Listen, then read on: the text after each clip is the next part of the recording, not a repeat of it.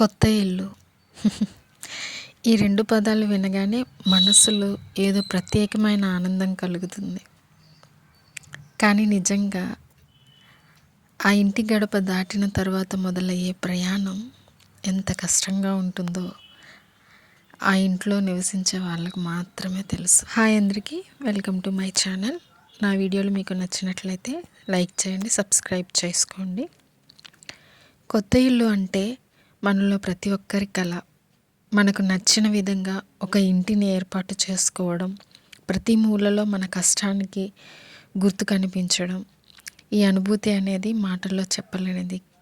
కానీ నిజం చెప్పాలంటే ఇల్లు కట్టడం లేదా కొత్త ఇంట్లో సెటిల్ అవ్వడం అనేది అంత సులభం కాదు.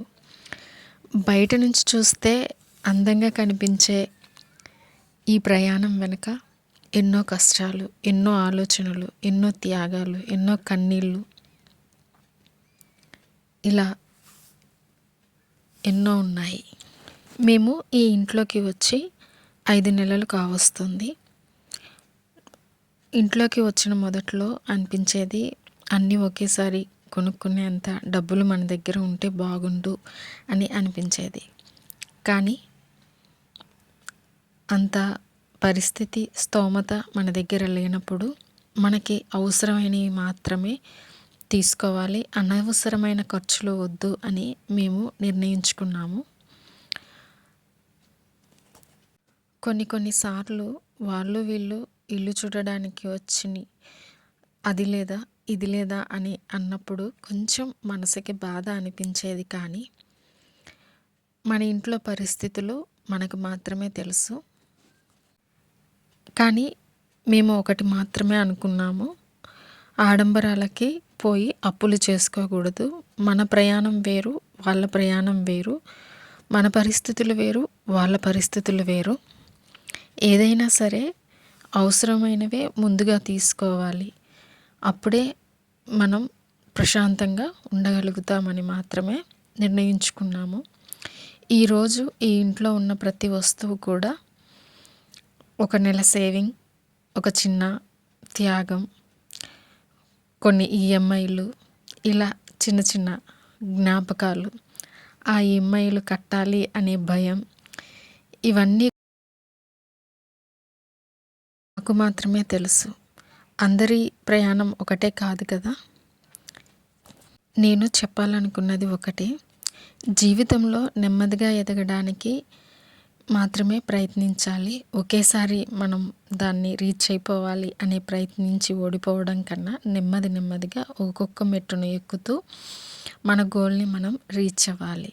మనకు చేతనైనంత వరకు మన పరిస్థితికి తగ్గట్టు మన మనస్సును ప్రశాంతంగా ముందుకు తీసుకువెళ్ళాలి. కానీ ఆడంబరాలకు పోయి అప్పుల పాలు అవ్వకూడదు అనేది నా మాట. ఎందుకంటే ఒక్కొక్కటి నెమ్మదిగా సమకూర్చుకున్న ఇల్లు ప్రశాంతంగా ఉంటుంది. అప్పులకి, ఆడంబరాలకి పోయి అన్నీ అప్పుల పాలై తెచ్చుకొని పెట్టుకుంటే మనకి ఇంట్లో ఉన్న ఆ ప్రశాంతత అనేది ఉండదు. ఈ 5 నెలల కష్టం, సహనం, ప్లానింగ్, మా ఆశ, మా విశ్వాసం మాకెన్నో పాఠాలైతే నేర్పించాయి. ఈరోజు